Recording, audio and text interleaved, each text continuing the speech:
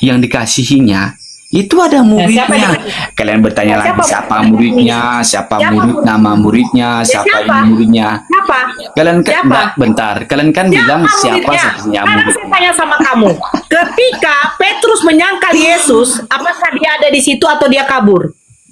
Apalagi sih kalian ngomong tanya-tanya. Ketika Petrus menyangkal Yesus, Saya sudah bilang tadi, saya sudah menjawab. Ada saksinya, muridnya. siapa nama Ibu muridnya? Yesus, dengar Apa nama dulu, muridnya? dengar dulu. Jangan Apa nama panas, muridnya? jangan Buka panas, Markus 15. jangan panas. Buka Markus.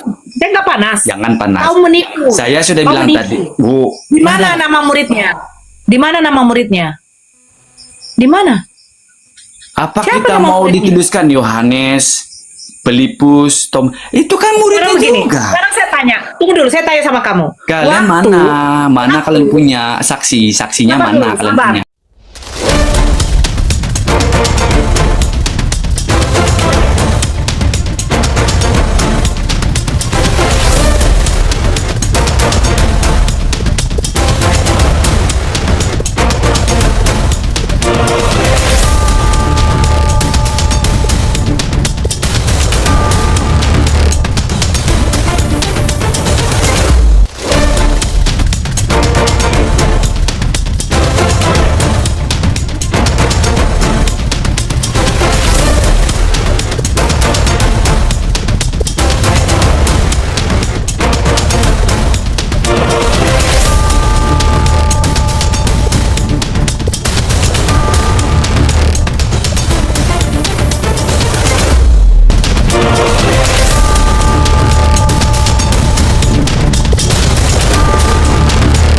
Assalamualaikum warahmatullahi wabarakatuh.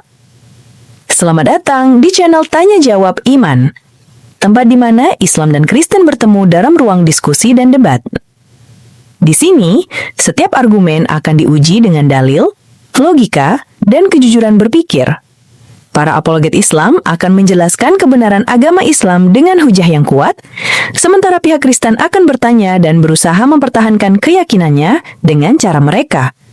Ini bukan sekedar diskusi dan debatan, melainkan pembelajaran iman dan logika yang membuka mata kita tentang siapa Tuhan sebenarnya dan bagaimana manusia memahami wahyunya. Nah, singkat kata, mari kita lihat video sekarang. Muridnya. Berarti Kristen tidak bisa membuktikan bahwa Yesus disalibkan. Macam Bullshit, mana? Kristen disalibkan. Dengar Bullshit, ya. Yesus disalibkan. Tunjukkan sama saya siapa murid-murid Yesus yang ada di depan salib Yesus. Pada waktu Saya Yesus sudah disalibkan. bilang murid-muridnya. Terus Anda menjawab, Siapa murid-muridnya? Siapa murid-muridnya? Siapa? Siapa? Siapa namanya? Siapa namanya? Ada nggak namanya? saya sudah tertulis murid-muridnya. Jangan gitu, Bang. Apakah kita mau namanya? Siapa murid-muridnya? Iya, murid-muridnya. Matius, dengar. Petrus, Yohanes, murid-murid yang lain. Itu Mana murid-muridnya. tertulis kalau situ? Mana tertulis? Itu kan sudah ada murid-muridnya. Kita ini kan maunya Mana dalam tertulis? hati kita.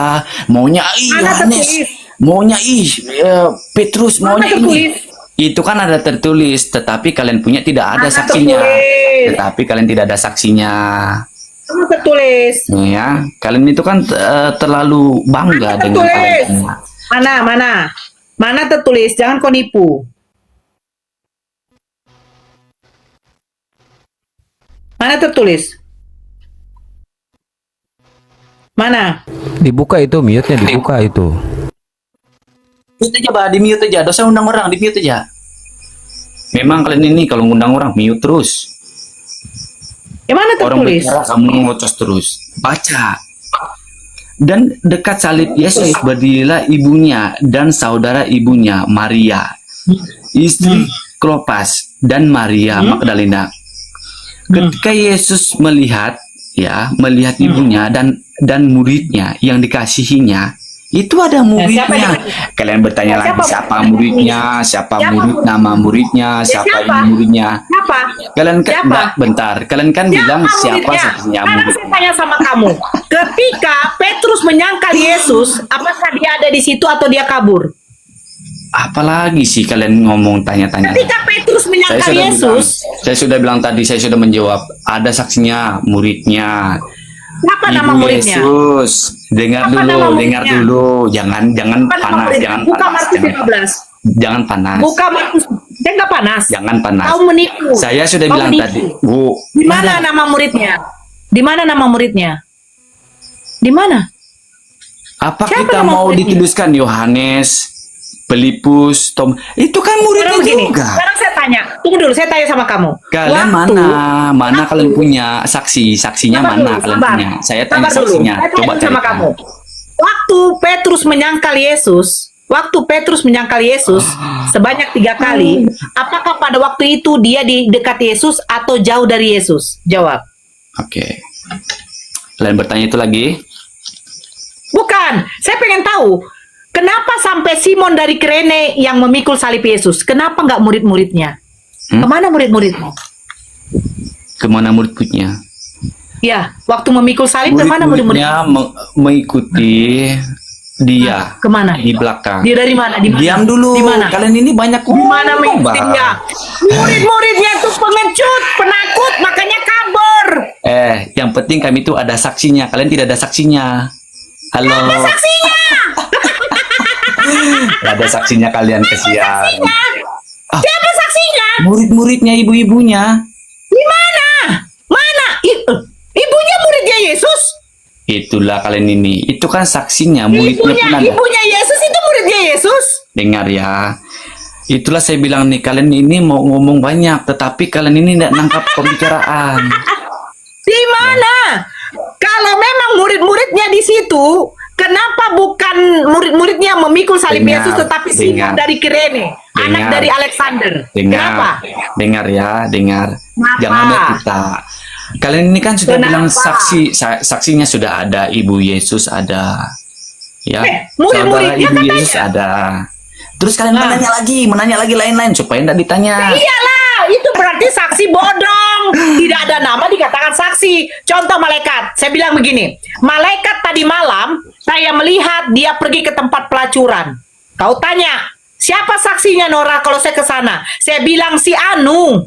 Siapa? Pokoknya temanmu yang ngomong. Pasti kau nuntut nama. Siapa temanku? Soalnya temanku banyak. Nah, soalnya murid-muridnya banyak. Sebutkan satu saja nama muridnya yang ada di situ. Itu yang saya minta.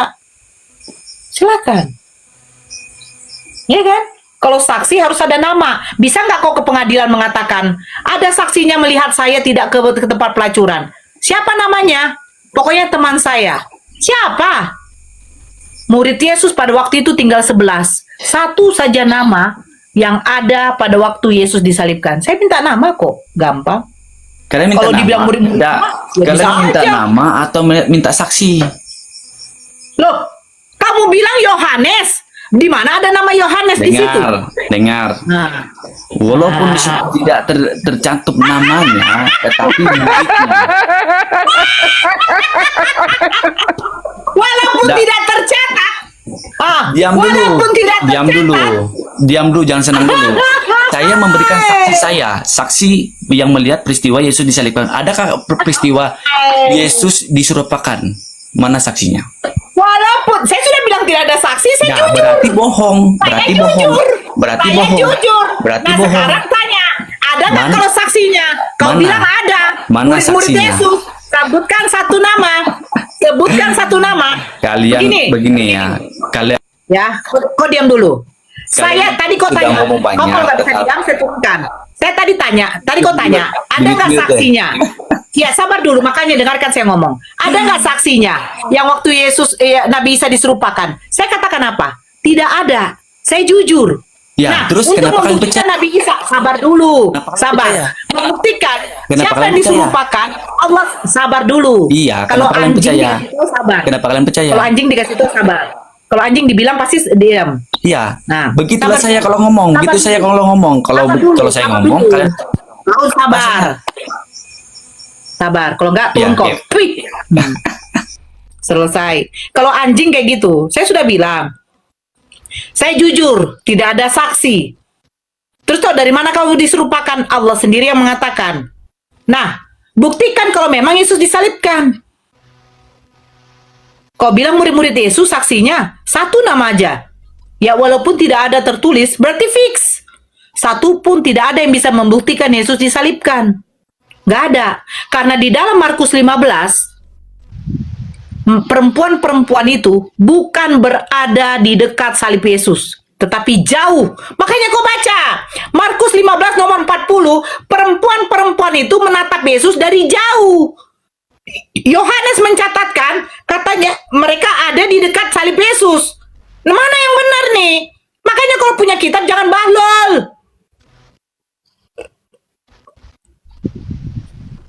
Kitabmu kayak begitu, gitu loh. Naik kau, tunjukkan sama saya. Kalau kitabmu jangan bahlul. Masa Yohanes beda, Markus beda, Matius beda. Mana yang benar saksi-saksi nih? Sudah Saksi kita odong. kasih saksi, tetapi kalian tidak. Apa namanya? Ini namanya apa segala? Apa namanya? Mana saksi kalian? Saya tanya. Apa namanya? Mana saksi kalian? Saya tidak ada saksi. Saya kasih tahu. Nah, sekarang siapa nama saksi yang apa melihat kalian Yesus percaya ini? kalau tidak ada saksinya? Oke. Untuk apa kalian Kalau percaya? begitu, siapa saksi yang melihat Maria tidak digauli oleh Yusuf? Nah, kan kalian kan aneh-aneh. Loh, Aneh-aneh. katanya kalau butuh saksi kan? Nah, Saya pengen tahu. enggak. Karena gitu. Saya tanya. penulisan Bibel kalian Saya tanya. itu. Kalian ini kan Bibel kalau kalian ngomong itu. kan langsung-langsung aja.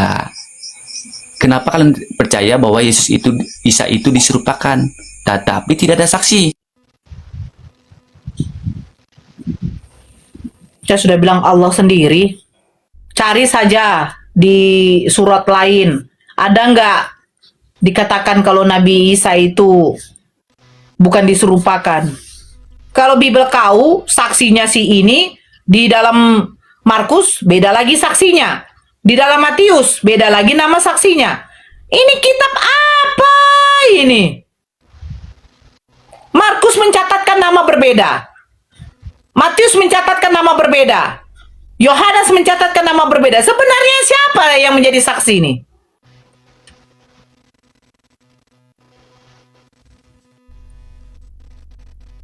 Bongoknya minta ampun. Saya sudah katakan kalau kami nggak ada saksi yang diserupakan. Ngapain pakai saksi? Allah sendiri kok yang apa? Orang tanya siapa nama saksinya? Murid-murid Yesus. Siapa namanya? Memang sih nggak ada tertulis. Ya kalau nggak ada tertulis berarti nggak ada saksi. Simple. Penyalipan Yesus berarti bohong. Bohong. Padahal jelas ya Bunda di Markus 19:25 itu dikatakan dan dekat salib. Nah, giliran dalam Yohanes dekat salib. Yohanes Di dekat dalam salib. Di dalam Markus jauh. Jauh. Ini ya, saya baca Dia tidak baca. Saya baca sedikit ya.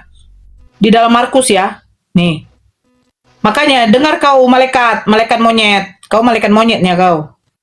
Muak aku nengok kau.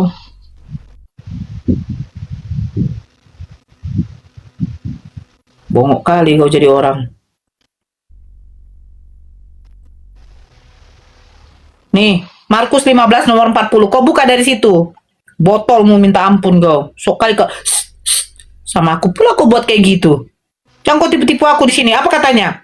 Ada juga beberapa perempuan yang melihat dari jauh. Yohanes mencatatkan perempuan-perempuan itu dekat salib Yesus. Markus mencatatkan melihat dari jauh. Yang benar yang mana? Memang kau penipu kali, kau suka kali nipu kau. Ajaran tipu-tipu lo kayak gini jadinya.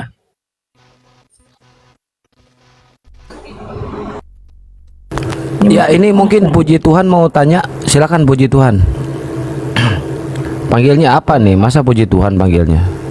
Baik Kak, ini di sini aku simpel aja mau bertanya.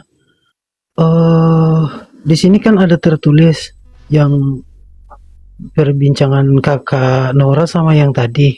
Di sini ada tertulis Ibu siapa ya? Maria Magdalena, Ibu Yesus. Ini emang ini murid-murid Yesus ya, Bu Kak? Yesus kan mengambil 12 muridnya semua laki-laki loh bang. Makanya disebut rasul. Rasul itu nggak ada yang perempuan. Oke, tangkap. Udah. Berarti bukan muridnya. Ya iyalah. Sejak kapan perempuan jadi murid? Iya. Ini Kepas, monitor Kepas. Kepas. Ya. Oke. Pertanyaan saya sama Bang Kepas, berapa liter darah yang keluar ketika Yesus disalib? Sekitar 30 liter. 30 liter. Masya Allah, 30 liter darahnya, guys. Bapak Tuhan. Apa? Kok kayak gitu, Nor? Kok pas kali? Bapak Tuhan atau tidak? Tuhan. Yesus Tuhan juga. Tuhan Yesus. Roh Kudus Tuhan juga. Tuhan. Dari antara tiga ini siapa yang Tuhan? Elohim Yahweh.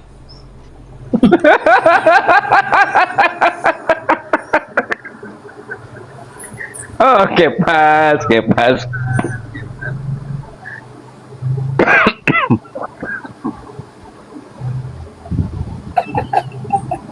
Bapak Dari Tuhan. yang Kok tiga, ketawa? Kok ketawa, Elohim Yahweh. Nora?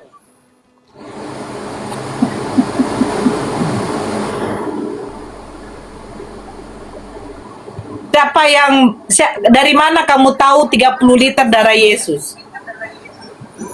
Sekitar begitulah 30 liter. Itu dipersembahkan untuk siapa? Untuk menebus dosa manusia. Iya, darahnya itu untuk siapa? Untuk menebus dosa manusia. Itu tujuannya dia mati. Nah, tujuan dia mati untuk menebus dosa, dicurahkan darahnya. Nah, darahnya ini dipersembahkan untuk siapa? Nggak ada darahnya dipersembahkan, jatuh habis darah Yesus ke bumi habis. Nggak ada Siapa yang dipersembahkan, menginginkan nggak ada, darah Yesus? Iya, siapa yang menginginkan? nggak ada menginginkan darah. Siapa menginginkan kematian? Iya, kan darahnya harus tercurah dengan cara darahnya tercurah. Siapa yang menginginkan darah Yesus? Kematian itu keinginan Bapa. Itu bentuk ketaatan Yesus kepada Bapa. Jadi Bapak menginginkan darah Yesus tercurah. Bukan, kayak gitu. Terus? Jadi ini anak domba Allah ini, Yesus ini anak domba Allah. Mulailah mengarang. Coba saya tanya ke Puji. Puji, percaya nggak Puji kalau darah Yesus yang tercurah cuma 30 liter waktu disalib? Aku nggak tahu sih bang. Ini Bang Puji ini Kristen tapi nggak tahu tentang Kristen, gitu. Aku nggak pernah diajarin bang. Cuman diajarin itu puji Tuhan atas nama Bapa dan Roh Kudus. Cuman itu aja. Loh, kenapa nggak ada atas nama Yesus, Bang? Kenapa nggak ada atas nama Yesus? Ya itu aja yang diajarin Yesus, bahwa Tuhan itu aja. Tuhannya Bang Puji ini siapa? Aduh, kalau aku katakan Yesus, Mama Tuhannya Yesus, Bapa Tuhannya Bapa Tuhannya Allah. Aku harus jawab gimana? Ya Aku terserah cuman lah. harus cari Masa tahu. harus nanya ke saya jawab apa? Gimana sih, Bang?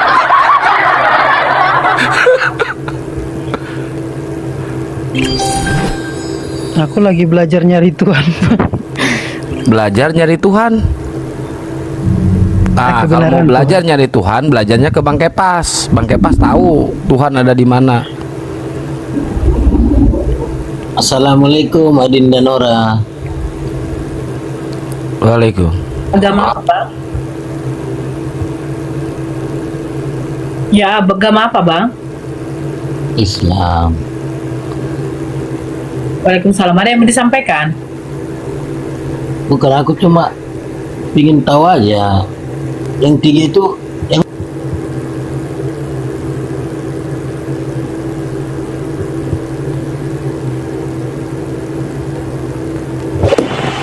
Mau tahu apa? Ini kok Kepasnya ada Kipas ini dua. Ada dua. Satu lagi nanti jadi 3 Tuhan sudah cuy. aku yang ini aktif ini aja Kok ada dua? Biar banyak pengikutku Nor, biar banyak pengikutku. Ini akunku sedikit masih pengikutnya. Yesus aja Jadi, pengikutnya kalau cuma 12. Lu pengen banyak gimana sih? jadi- Yang oke, oke, tercatat murid Yesus 12, yang gak tercatat ada 70, di bawah 70 ada lagi Kakak mau di-vote 700. apa enggak? Oke, polo kawan-kawan, polo. Ya, buat teman-teman muslim yang di bawah, silakan kalau ada yang mau nge-report si Kepas, silakan report bareng-bareng ya, report berjamaah. Kepas, Ya, kenapa Kepas. disuruhnya edisi yang Kristen ya? Gitu ya. Harus suruh Muslim dia nih. Gini ya. kalau- Kepas. Itu 30 liter, itu darah Tuhan atau darah manusia, Kepas? Darah manusia lah. Loh, kalau darah manusia itu kan tidak sebanyak itu, Kepas. Coba buka datanya, Kepas. Dia kan Mereka manusia luar Sekitar biasa. kan kemarin kan aku bilang sekitar. Sekitar artinya Bang boleh Ical, bisa. Bang Ical, lu lucu. Darah manusia tidak. Ini Tuhan yang dui natur. Iya.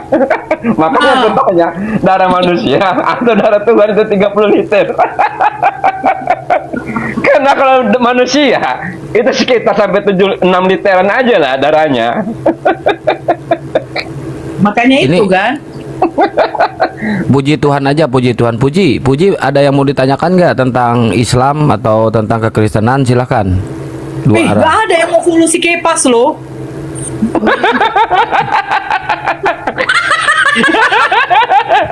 Aduh. Kalian follow dulu si Kepas, woi. Polo Nih, dulu. Polo lah. Kemana semua akunmu, Kepas? Kemana semua akunmu, Kepas? Polo. Kepas 400. Aduh. Malas katanya. Aduh. Enggak malas. gini. Polo. Ayo saudara-saudaraku. Yang kita antikristus, polo yang antikristus.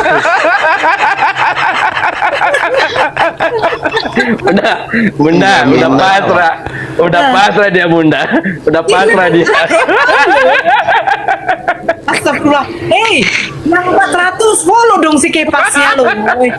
Enggak minat. Polo yang antikristus, polo yang antikristus, polo. Ya, memang nggak ada yang mau, Kalau follow akun si Kepas kena banet nanti. Nah ini Bang Puji, Bang Erik ini kemarin baru mualaf loh, baru syahadat loh. Mungkin ada yang mau ditanyakan kenapa mualafnya atau gimana, silakan tuh. Aku mau nanya ini apa tentang ini apa ininya temanya menurut Penyaliban. tema aja ya. Penyaliban Iya, temanya. Kenapa itu bisa berbeda penyaliban di Kristen sama di Islam? Kenapa bisa beda itu? Karena di Islam nggak ada peristiwa penyaliban. Yang ada diserupakan. Iya bang. Kalau di Kristen baru ada penyaliban. Ini Berarti beda.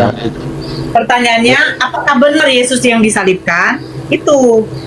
Nah kalau gitu pertanyaannya, nah Iya. Nah ini Gus Miftah Iya, mau itu jawab. dah. Apa dulu Gus? Itulah. cuman Apa tadi benar? meluruskan Apakah tadi benar? aja. Ya. Ini Bang Puji. Ya. Jadi kalau peristiwa penyalibannya sih ada, tetapi kalau Yesus yang disalib itu yang enggak ada. Jadi kalau peristiwanya sih ada penyaliban itu yang ingin diluruskan itu aja.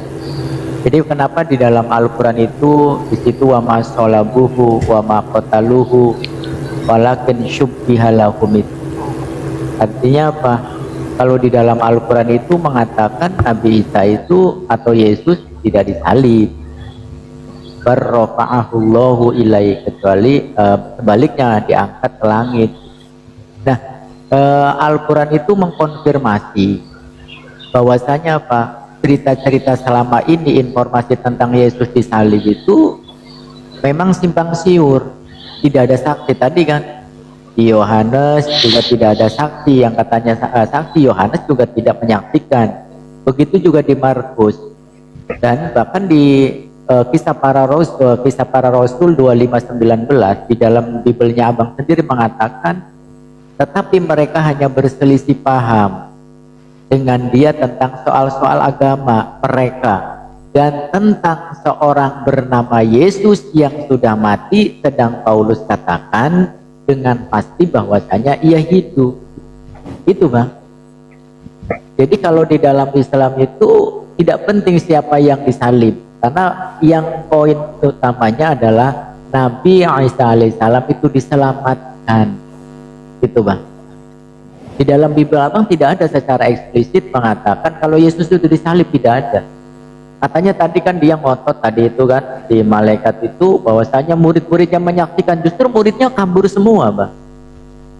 Murid-muridnya ketika penyaliban Yesus itu semuanya kabur, murid-murid. Ya, Itu di Bang, sini maka Al-Quran Ya, mengatakan. di sini juga aku ambil data, Ya, Bang. Aku silakan. ada data juga di sini.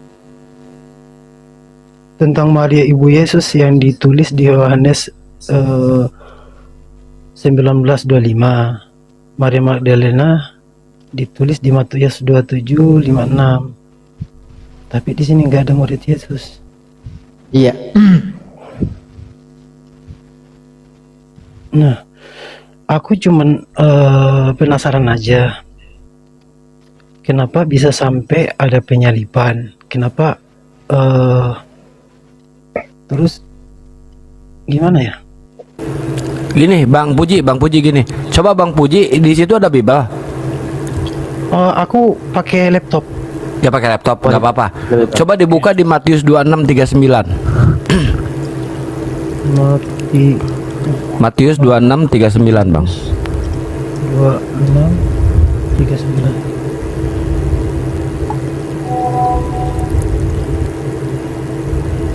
Maka ia maju sedikit, lalu sujud dan berdoa, katanya, "Ya Bapakku, jikalau sekiranya mungkin, biarlah cawan ini lalu daripadaku, tetapi janganlah seperti yang kukehendaki, melainkan Nah. seperti yang Engkau kehendaki." Oke. Nah, pertanyaannya menurut Bang Puji ya, menurut Bang Puji, kira-kira doa Yesus ini dikabulkan nggak sama Tuhan?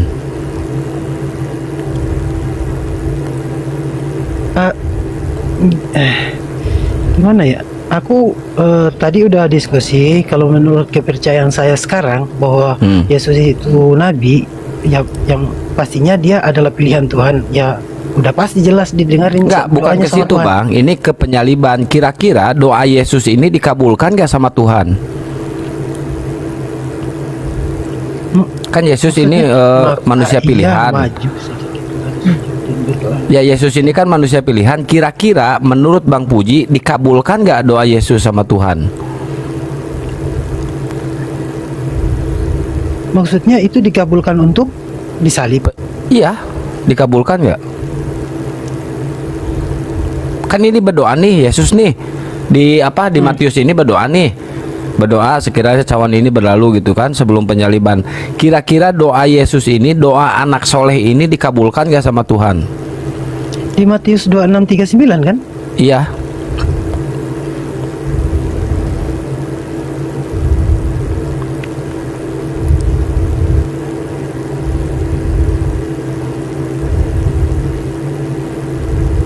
Harus pelan-pelan nih membahas penyaliban buat Bang Puji, ini harus pelan-pelan ya, harus runtut. Ini doa Yesus beberapa jam sebelum ditangkap. Simbol penderitaan murka Allah. Salib yang akan dia hadapi. Seharusnya tidak sih, Bang? Nggak dikabulkan doanya. Ya seharusnya nggak dikabulkan. Waduh, saya nyerah Gus Miftah. Ini, Coba baca baik-baik, Puji. ini abang gue coba gini Bang. Kita pelan-pelan coba pelan-pelan. Iya, iya. Di Matius 26:39, maka ia maju sedikit, lalu sujud dan berdoa, katanya, "Ya Bapakku, jikalau sekiranya mungkin, biarlah cawan ini lalu daripadaku, tetapi janganlah seperti yang apa? Janganlah seperti yang ku kehendaki, melainkan seperti yang engkau kehendaki. Ini abangku. Kalau Yesus itu orang soleh bukan? Orang soleh, Orang baik bukan? orang baik, Percaya kalau dia utusan? percaya. Oke. Seorang nabi, seorang utusan yang soleh dan baik, kira-kira oleh Tuhan itu dikabulkan tidak doanya itu? Oh iya, nangkap. Berarti dikabulkan. Nah, sekarang coba abang pertajam di Ibrani 5 nomor 7-nya. Coba baca dulu abang, pelan-pelan dulu, kita pelan-pelan, kita runtut. Coba, Bang. Ibrani 5 nomor 7. 5 nomor 7. Oh ini aku nggak dikasih tadi ini. Nah, coba bang, silakan baca dulu. Dalam hidupnya Pelan-pelan aja, pelan-pelan. Dalam hidupnya sebagai manusia, ia telah mempersembahkan doa dan permohonan dengan ratap tangis dan keluhan kepada Dia yang sanggup menyelamatkannya dari maut, dan karena kesalehannya ia telah didengarkan. Oh yang ini apa? Oh ini Oke. aku udah dikasih tadi ini. Yang ini Oke, berarti kalimat terakhirnya apa bang? Kalimat terakhirnya Didengarkan. Ia telah didengarkan. didengarkan. Berarti dia dikabulkan nggak doanya? Iya dikabulkan. Dikabulkan. Dikabulkan. Nah, poin yang sangat penting dalam penyaliban ini yang mesti abang pahami, yang sanggup menyelamatkannya dari maut. Coba paham Anda, ini bang, abang pahami. Ketika penyaliban terjadi, itu sebuah kematian atau bukan kematian? Kematian. Nah, kalau misalkan selamat dari maut, itu berarti mengalami penyaliban atau tidak mengalami penyaliban? Ya harus mengalami penyaliban. Ait, gimana bang? Nih, Dengar coba. baik-baik bang, dengar Coba baik-baik dengar bang. baik-baik nih. Peristiwa penyaliban itu menyebabkan Yesus mati atau tidak? Menyebabkan Yesus mati. Nah, sedangkan di dalam Ibrani 5:7 menyelamatkannya dari maut. Berarti menyelamatkannya dari maut. Betul nggak? Dalam hidupnya sebagai manusia, ia telah mempersembahkan doa dan permohonan dengan ratapan tangis dan keluhan kepada Dia yang sanggup menyelamatkannya dari maut. Dari maut. Dan karena Nah. kesalehannya, ia telah Oke. didengarkan. Menyelamatkannya dari maut. Kalau misalkan selamat dari maut, berarti terbebas nggak dari penyaliban?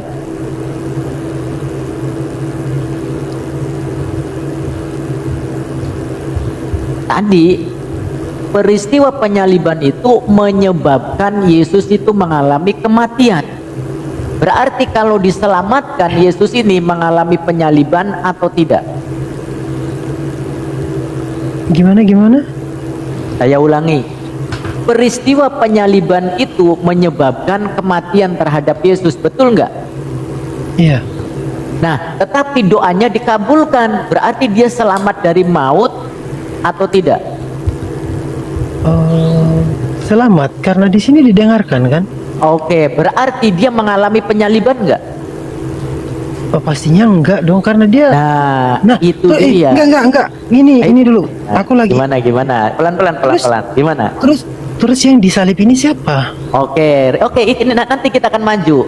Yang penting itu paham dulu. Paham peristiwa penyaliban menyebabkan apa? Paham peristiwa tidak mengalami penyaliban apa gitu. Ya, udah paham ya? Iya. Kalau mengalami penyaliban berarti dia akan mengalami kematian, betul nggak? Iya. Kalau selamat berarti tidak mengalami penyaliban karena doanya dikabulkan, betul kan? Betul. Oke, sekarang coba abang sekarang coba buka di Keluaran 23 nomor 7. Kita dari awal coba, kita runtut pelan-pelan dulu. Keluaran 23 nomor 7. 23 nomor 7. Jauhilah perkara dusta, orang yang tidak bersalah dan orang yang benar janganlah kau bunuh, sebab aku tidak akan membenarkan orang yang bersalah. Oke. Orang yang tidak bersalah pantas tidak untuk dibun-bun? Ya, orang yang tidak bersalah ya tidak pantas untuk dibunuh. Nah, Yesus orang bersalah atau orang yang benar? Ya, orang benar. Nah, berarti layak tidak mengalami penyaliban? Ya, nggak layak. Nah, tidak layak, betul? Tidak layak. Oke, sekarang coba baca Ulangan 21 nomor 22-nya. Udah paham ya? Berarti Yesus orang yang benar yang tidak layak mengalami penyaliban. Sekarang Ulangan 21 nomor 22. 21 apabila seorang berbuat dosa yang sepadan dengan hukum mati, lalu ia dihukum mati, kemudian kau gantung dia pada sebuah tiang, Oke. janganlah mayatnya dibiarkan selama pada tiang itu. Nah, Tetapi haruslah engkau menguburkan dia pada hari itu juga, sebab orang yang digantung terkutuk oleh Allah. Janganlah engkau menajiskan tanah yang diberikan Tuhan Allahmu kepadamu menjadi milik pusakamu. Oke, udah. Nah, sekarang gini, yang perlu dipahami, orang yang sepadan dalam hukuman mati itu orang yang berdosa ataukah orang yang tidak berdosa? Yang pantas dihukum mati. Yang sepadan. Iya. Iya, orang yang pantas dihukum mati itu orang yang berdosa ataukah orang yang tidak berdosa? Orang berdosa. Nah, Yesus berdosa tidak? Enggak. Berarti layak tidak untuk disalibkan, untuk mengalami kematian? Enggak layak. Nah, enggak layak. Sekarang coba Ulangan yang nomor 2, Ulangan 27 nomor 25-nya. Pelan-pelan aja, pelan-pelan. Kita runtut dulu biar Abang paham dulu. Kita runtut dulu. Ulangan 27 nomor 25.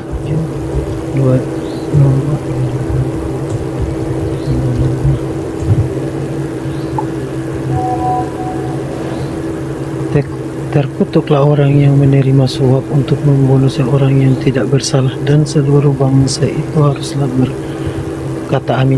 Nah, ini aku udah dapat tadi ini, yang ini. Oke, berarti Abang sudah memahami kan?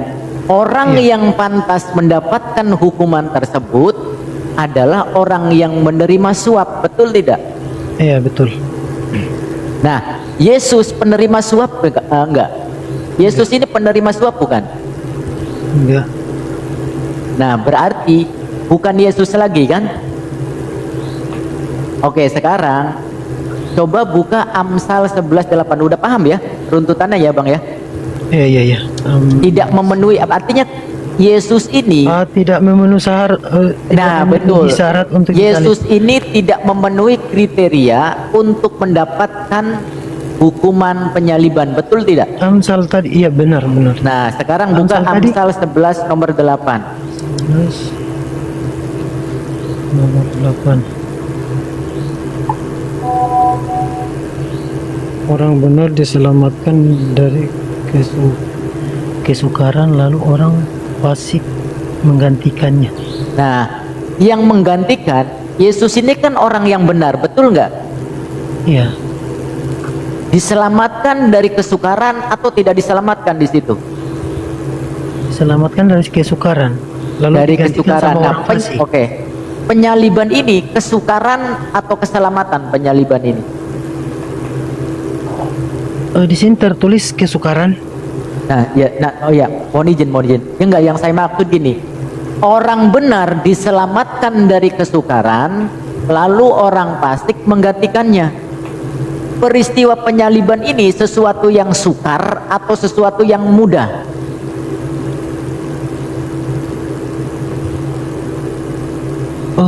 Kalau sukar itu apa ya? Sukar itu kesulitan, kemalangan. Oh ya, Nah, Yesus diselamatkan tidak? Orang benar itu diselamatkan tidak? ya diselamatkan. Diselamatkan, kemudian diganti dengan orang. Fasik. Berarti yang mengalami penyaliban itu siapa? Orang fasik Orang atau fasik. orang benar? Orang fasik. Nah, Yesus ini masuk nggak kriteria untuk mengalami penyaliban? Jauh. Enggak. Jauh. Oke ya. Paham ya berarti ya? Nah, sekarang baca 17 nomor 23-nya. Masih Amsal 17 nomor 23-nya. Kita pelan-pelan satu-satu supaya abang runtut. Amsal apa? Supaya Amsal yang ke-17 nomor 23-nya. 17 23. Orang fasik menerima hadiah suapan dari pundi-pundinya untuk membelokkan jalan hukum. Nah, kita menyambung tadi bahwasanya orang benar diselamatkan, orang fasik menggantikannya. Ciri-ciri daripada orang fasik itu apa di situ di Amsal 17 nomor 23? Ciri-ciri orang yang fasik itu Di Amsal menerima Menerima suapan, Di menerima Amsal berapa suapan tadi? di Amsal 17 nomor 23. Iya. Orang fasik menerima hadiah suap. Iya, berarti ciri-ciri orang fasik itu pertama menerima suap, kemudian membelokkan jalan hukum, betul nggak? Betul. Oke, lagi-lagi, apakah kriteria Yesus itu masuk? Enggak. Karena Yesus Enggak. tidak membelokkan jalan hukum. Oke, karena Yesus itu orang yang soleh, orang yang taat kepada Elohim, betul nggak? Ya, benar. Nah, sekarang baca Amsal 21:18. 18.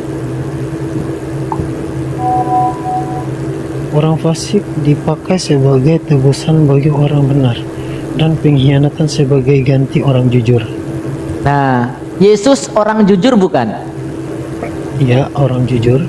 Berarti Yesus ini digantikan dengan siapa? Orang fasik. Orang fasik.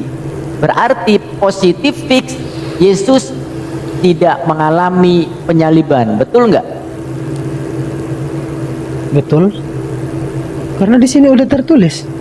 Oke, nah sekarang mungkin abang kan penasaran, siapa sih orang fasik ini?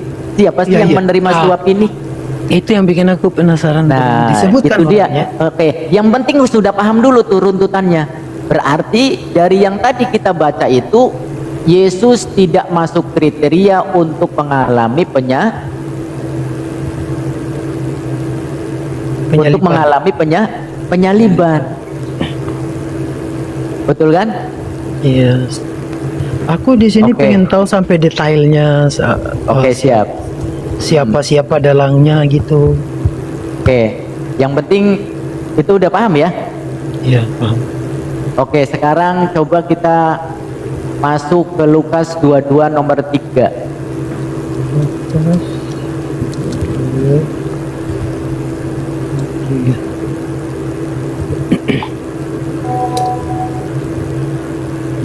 Maka masuklah iblis ke dalam Yudas yang bernama Iskariot, seorang Iya.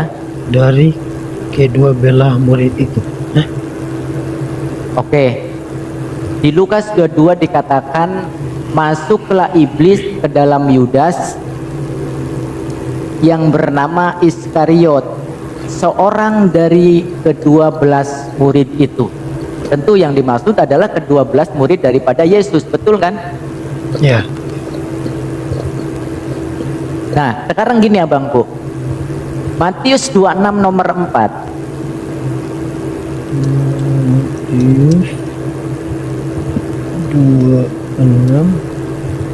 Matius 26 Nomor 4.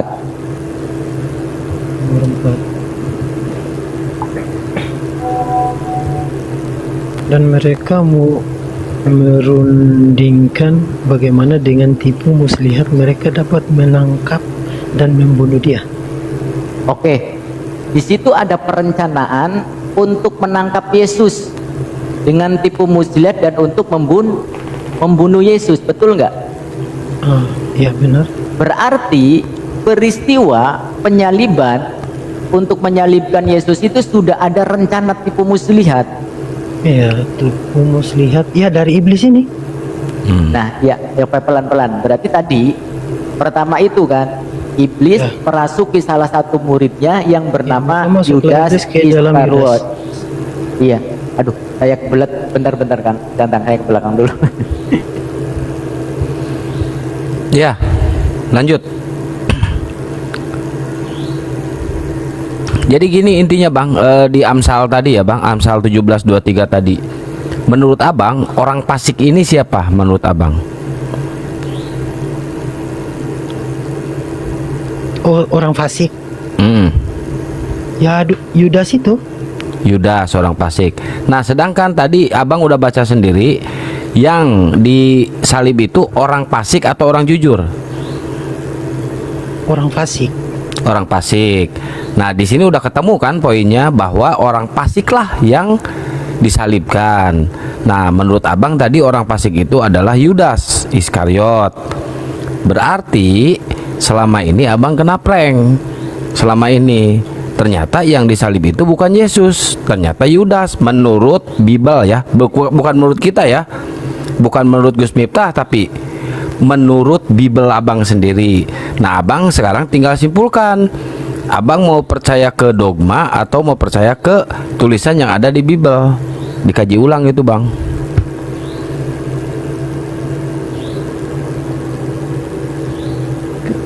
Kan ini kalau dalam Kristen ini kan kitab suci, tapi kok tulisannya kayak gini?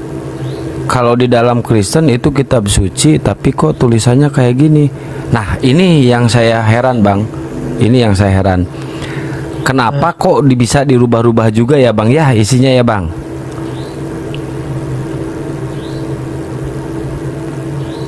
Iya, ini loh kitab suci, tapi diceritakan secara detail kayak gini. Masa nggak ada yang nangkap sih? Abang sendiri nangkap gak? Coba Abang baca dulu Lukas 1 deh. Abang baca dulu Lukas 1. Coba Abang coba baca dulu Lukas 1 sebelum kita lanjut Bang. Karena pertanyaannya kok kitab seperti ini. Abang baca dulu Lukas 1 Bang. Oke.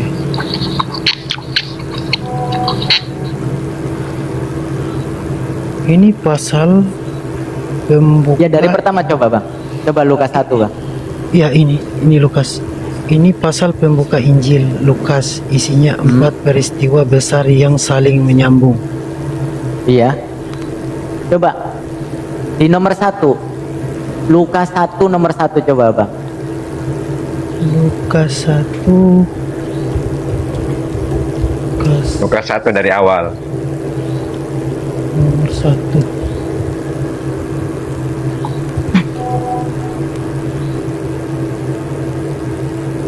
Theophilus yang mulia, banyak orang telah berusaha menyusun suatu berita tentang peristiwa-peristiwa yang telah terjadi di antara kita. Nah, menyusun suatu berita tentang peristiwa-peristiwa yang telah terjadi di antara kita, seperti yang disampaikan kepada kita oleh mereka yang dari semula adalah saksi mata dan pelayanan firman. Karena itu setelah aku menyelidiki segala peristiwa itu dengan seksama dari asal mulanya, aku mengambil keputusan untuk membukukannya dengan teratur bagimu. Jadi Mantap. kitab Abang ini hasil penyelidikan Bang, bukan firman Tuhan. Ya. Saya tambah dikit Tad. Ya silakan. Oke, sekarang Abang buka di situ 2 Korintus 11 sampai 17. 2 Korintus 11 pasal 17. Taruh dulu Kang. Si Miun masih belum tidur si Miun. Miun siapa? Itu samping Akang tuh namanya Samiun. Siapa? Wah, puji Tuhan. Oh. Iya. Masih. Enggak, Gimana, Bang Bang? belajar. Belum. Belajar ini Bang Andi. Nah, gimana? Akal sehat? Ya syukur. Udah mulai sehat Udah. ya Bang Andi? Ya Lu karena kenapa sih paling Ya, takut sama karena- gua? karena Kenapa? karena gertakan Bang Hadi tadi. Bang Andi. Ya, dibuka Bang Puji dibuka. 2 Korintus 11:17. Bukan Puji namanya dia, namanya Samiun. Samiun. Panggilannya Miun. Miun. Silakan Miun. Enggak, bukan. Ya. Bukan. Bang Andi. Nggak apa-apa Puji. Silakan Puji dibuka. Saya Ebi, Bang Ebi. Ebi, iya Ebi. Silakan. 17 berapa tadi, Bang? 2 Korintus 11 pasal 17. Berhubung tadi Bang Ebi ini buka kitab suci kok kayak gini gitu ya. Sok silakan. 2 Korintus 17 pasal 2 Korintus 11 pasal 17. Oh. 2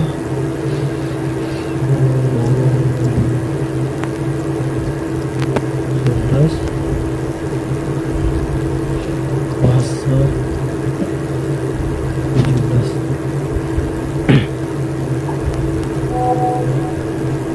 Apa yang aku katakan, aku mengatakannya bukan sebagai orang yang berkata menurut firman Tuhan, melainkan sebagai orang bodoh yang berani dan bermegah. Masih mau kau datang besok?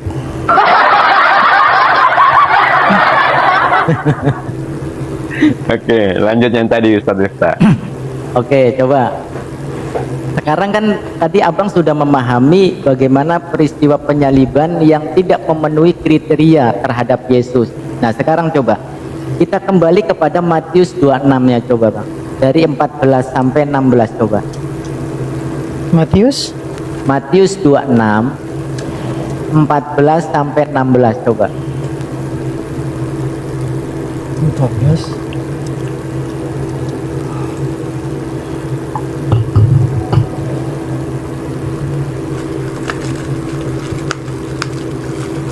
Kemudian pergilah seorang dari kedua belas murid itu yang bernama Yudas Iskariot kepada imam kepala. Ia berkata, apa yang hendak kamu berikan kepadaku supaya aku menyerahkan dia kepadamu. Mereka membayar 30 perak kepadanya. Dan mulai saat itu ia mencari kesempatan yang baik untuk menyerahkan Yesus. Oke. Salah satu murid Yesus dari ke-12 tersebut siapa di situ yang disebutkan? Yudas Iskariot yang berkehendak untuk menyerahkan Yesus dengan membayar berapa? 30 keping perak. Nah, berarti itu suapan atau bukan? Suap. Sedangkan di Amsal 17 nomor 23 jelas-jelas kan, orang fasik menerima hadiah suapan dari pundi-pundi untuk membelokkan jalan hukum. Ciri-ciri daripada orang fasik itu menerima suap. Menerima suap. Kemudian menjual Yesus itu dengan 30 uang perak. Nah setelah itu dan mulai saat itu ia mencari kesempatan yang baik untuk menyerahkan Yesus. Tadi kan sudah berencana kan dengan tipu musilat itu, iya kan? Iya. Nah sekarang coba Markus 14, 10 dan 11. Markus 14 nomor 10 dan 11 untuk memperkuatnya. Wow, murah banget. Pada zaman itu mahal itu, 30 keping perak itu pada zaman itu mahal itu. Bisa beli sebidang tanah itu. Markus 14. Apalagi tadi? Markus 14. Markus 14, 10 dan 11.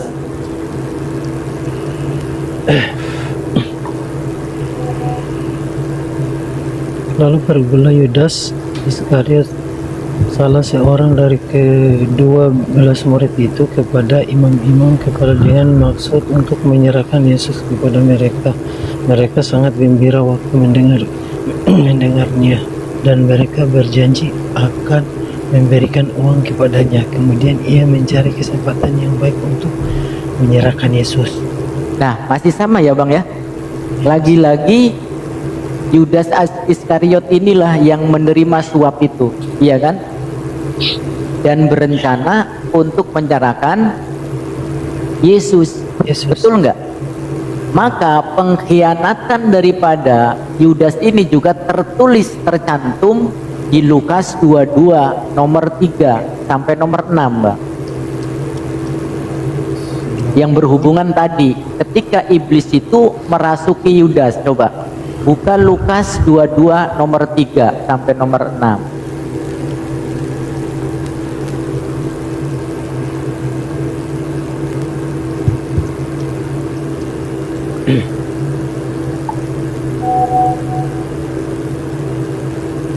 Maka masuklah ke dalam Yudas, masuklah iblis ke dalam Yudas yang bernama Iskariot, seorang dari ke-12 murid itu.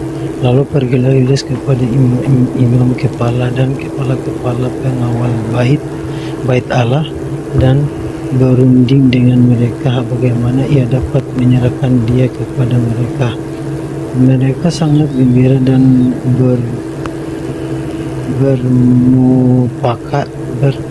bermufakat untuk memberikan sejumlah uang kepadanya. Ia menyetujuinya, dan mulai dari saat itu ia mencari kesempatan yang baik untuk menyerahkan Yesus kepada mereka tanpa saya tahu. Udahlah Miun, Tanpa saya sudah berakal sehat Miun. Ya, Bang, Gimana? Bang mau Miun? aku mau Ya kan? tanya tentang keislaman aja, Bang. Oke, nah makanya ini tapi udah jelas ya. Tapi satu lagi deh, satu lagi boleh bertanya, cuman satu lagi. Coba bacain dulu Yohanes 13 nomor 2. Yohanes 13 nomor 2. Baru bertanya, silakan bertanya tentang Islam. Yohanes 13 Nomor 2.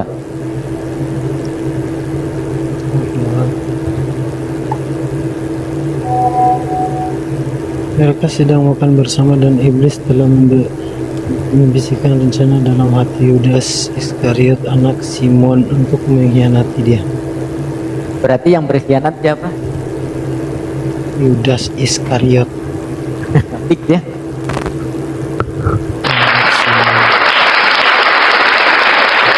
Makanya gini kan, di dalam Islam itu tadi kan bahwasanya mereka sendiri berselisih paham, maka Al-Quranul Karim cukup simpel bernarasi bahwasanya wama qataluhu wama sholabuhu walakin syubbihalahum. Sebenarnya mereka tidak membunuh Yesus, mereka tidak membunuh Isa, mereka juga tidak menyalibkan Isa, tetapi diserupakan. Orang yang disalib tersebut adalah orang yang diserupakan. Wa innal ladzina ikhtalafu fihi lafi syakkim min. Mereka berselisih paham. Seperti tadi di Korintus tadi, di kisah para rasul tadi, bahwasanya diterangkan bahwasanya apa? Mereka berselisih paham tentang agamanya dan juga tentang orang yang bernama Yesus. Apakah mati atau tidak? Maka Al-Quran begitu simpel. Tidak disalib, tidak dibunuh, tidak disalib, melainkan orang yang diserupakan tersebut. Mereka berselisih paham, berprasangka, wa malakum bihi min ilmin illa tiba'azon. Jadi hanya prasangka, Bang, praduga, hanya perkiraan mereka itu. Wa ma qataluhu yakinan, dan mereka juga tidak yakin bahwasanya mereka itu telah membunuh Yesus. Maka Al-Quran menjelaskan, barrafa'ahullahu ilaih wa kanallahu azizan hakima. Tetapi Allah Subhanahu wa taala mengangkat Nabi Isa alaihissalam untuk mengangkat Nabi Isa alaihissalam ke langit tersebut. Itu Abang. Oke, berarti tentang penyaliban udah kelar ya. Oke, sebelum lari ini Bang siapa namanya Miun ya? Miun bertanya tentang Islam, silakan bertanya tentang Islam sepuasnya. Tapi satu Bang, gini, berhubung tadi Bang Miun ngomong kitab suci kok seperti ini gitu ya. Tadi udah saya bukain datanya satu. Nah, saya tambah satu lagi. Kitab Roma ini tulisan siapa menurut Bang Miun? Roma dan Bible ini tulisan siapa?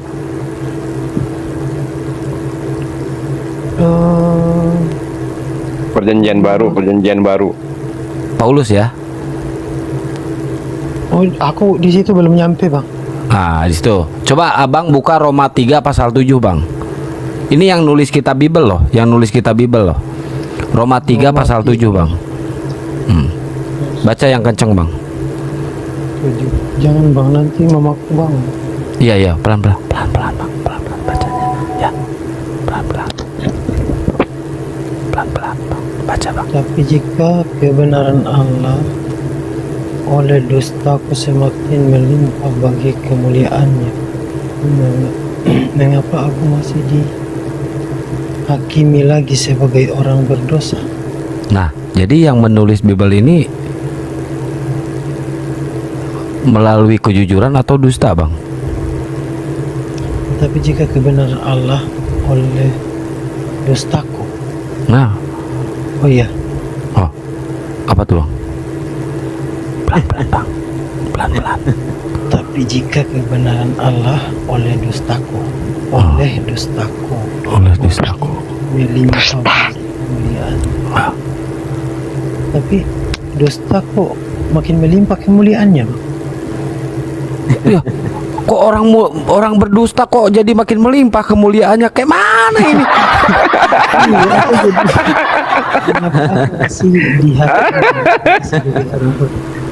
Alhamdulillah, diskusi ini mengingatkan kita bahwa perbedaan bukan alasan untuk bermusuhan, tetapi kesempatan untuk saling memahami.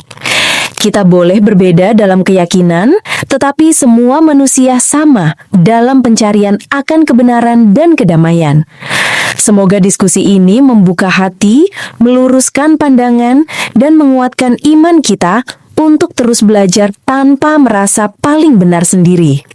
Jika ada hal yang menurutmu menarik, menantang, atau mungkin bertentangan dengan pandanganmu, sampaikanlah dengan cara yang baik dan beradab di kolom komentar.